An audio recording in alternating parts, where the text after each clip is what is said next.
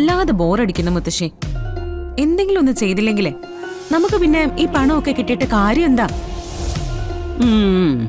ഞാനും അതൊക്കെ ആലോചിക്കുന്നുണ്ട്.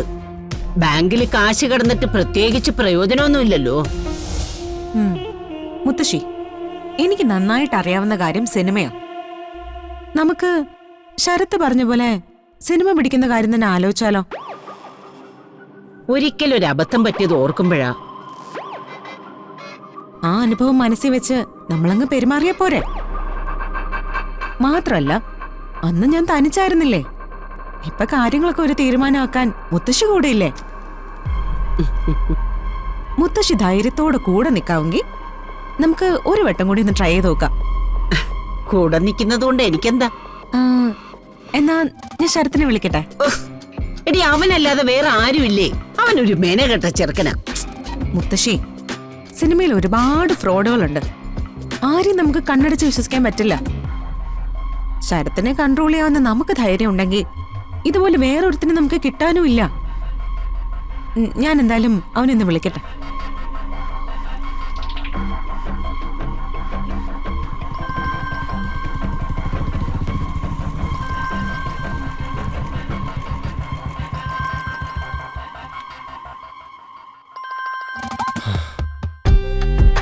ഹലോ പ്രിയങ്കേ. ആ ശരത്തെ, ഞാനും മുത്തശ്ശിയും കൂടി ശരത്ത് പറഞ്ഞ കാര്യം ചിന്തിക്കായിരുന്നു.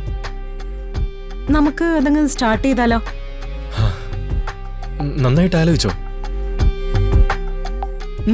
ആലോചിച്ചു. മുൻപ് പറ്റിയ അബദ്ധങ്ങളൊന്നും ഇനി പറ്റരുത്. ആ ഉറപ്പ് ശരത്ത് എനിക്ക് തരണം. എന്റെ പ്രിയങ്കേ, ഞാനും എങ്ങനെയെങ്കിലും ഒന്ന് പച്ച പിടിക്കാനാ നോക്കുന്നത്.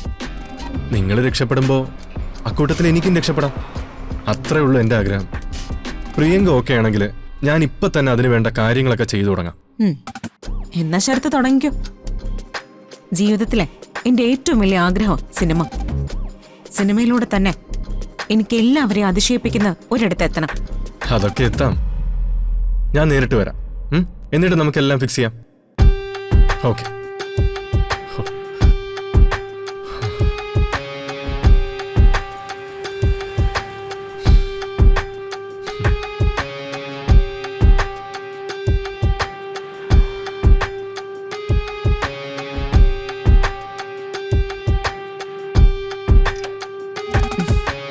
ശരത്ത് വരും മുത്തശ്ശി.